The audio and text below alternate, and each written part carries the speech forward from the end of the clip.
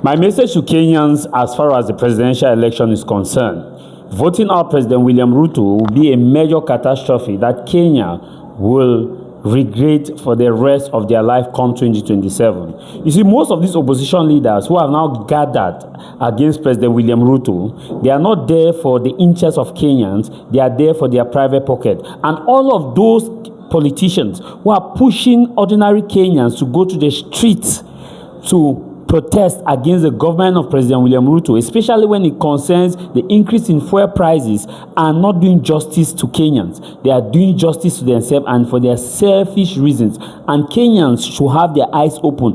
All of these leaders are corrupt leaders of the opposition who are now, because they are falling out away from the government, or they have amassed whatever they wanted to amass, they are not coming to say that, oh, President William Ruto is a bad person, oh, President William Ruto is this. Don't fall for their trick, and I will unmask all of these politicians for you to know that they don't mean well for you, they mean well for their family, well for their private pocket. All of these people, what have they done while they were in government?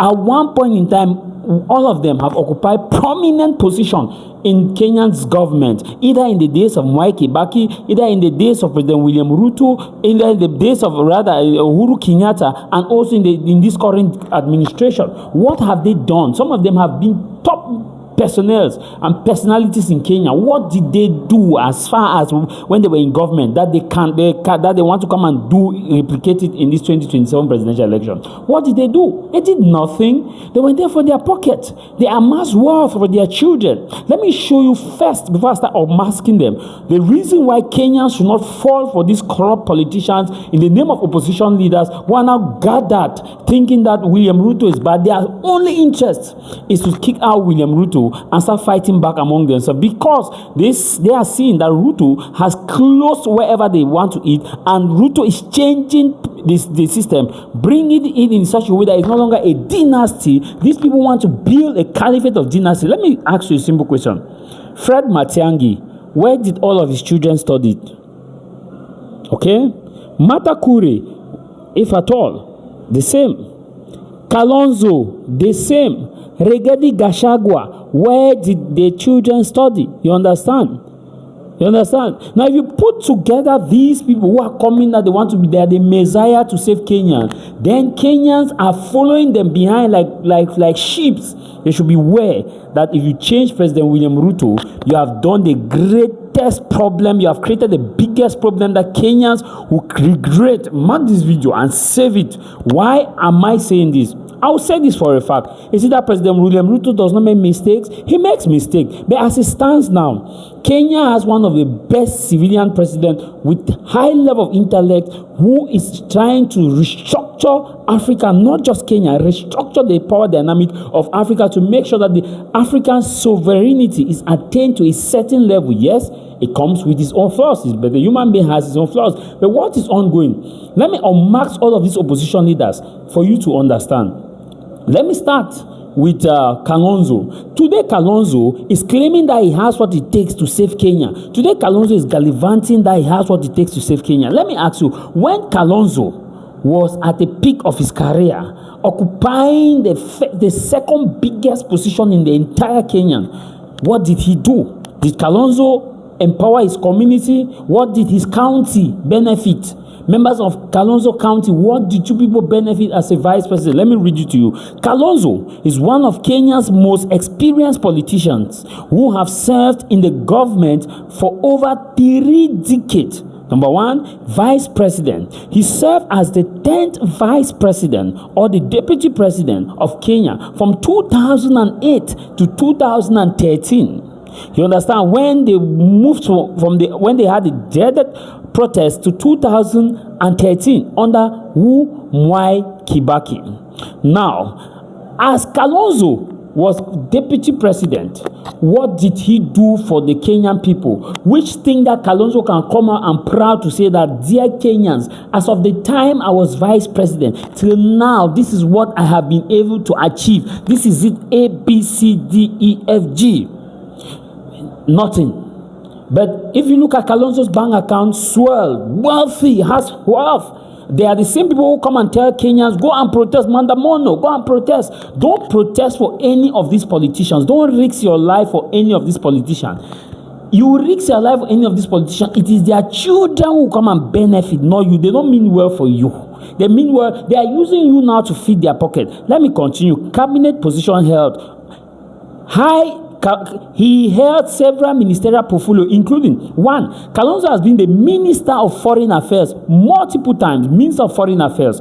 As Minister of Foreign Affairs, what change did he bring under Kenyans? Second, Kalonzo has been the Minister of Education and Human Development. Education was under Kalonzo. As the Minister of Education, did he change the Kenyan curriculum to meet up to standards where it will be based on giving skills to Kenyans? No. What did he do practically as a Minister of Education? Kalonzo did practically nothing. Today, Kalonzo is the one coming to say, oh, President William Ruto is bad. Oh, Ruto has done this. Oh, why Kalonzo was at that level? Ruto was never in that kind of top position. You understand? Ruto was simply a hustler, struggling from the level of the MP and struggling from the level of his county. You understand? Kalonzo has been the Minister of Environment and Natural Resources. As Minister of Environment and Natural Resources, what can Kalonzo stand and say? This and this was achieved in Kenya thanks to me as the Minister of Environment and Natural Resources. What can Kalonzo? He was also the Minister of Tourism and Information. Which reform did he carry out as Minister of Tourism and Information? Which reforms? Nothing.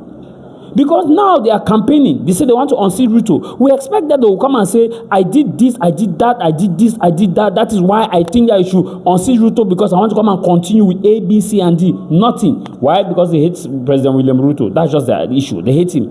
You understand? Apart of that, he was Deputy Speaker of the National Assembly between 1988 till 1992. He was Deputy Speaker and a long-time Member of Parliament. That is Kalonzo for you. Let me shift Kalonzo aside. Let me come to Fred Matiang'i. Fred Matiang'i, who is now running everywhere that he wants to be president. He has what it takes to be president. Who was he? Was he not the Prime Secretary or the Cabinet Secretary of Interior under President Uhuru Kenyatta? Was he not under Fred Matiang'i that people were disappearing in Kenya? What did he do? Did people not disappear under his watch to a certain level that it was alleged that he knew something about it? What did he do as Prime Secretary or as Cabinet Secretary or Secretary of Interior? That is equal to the position of Secretary of State or Marco Rubio's position, Secretary of State. The Prime Secretary is a very big position, a powerful and influential position. What did he do?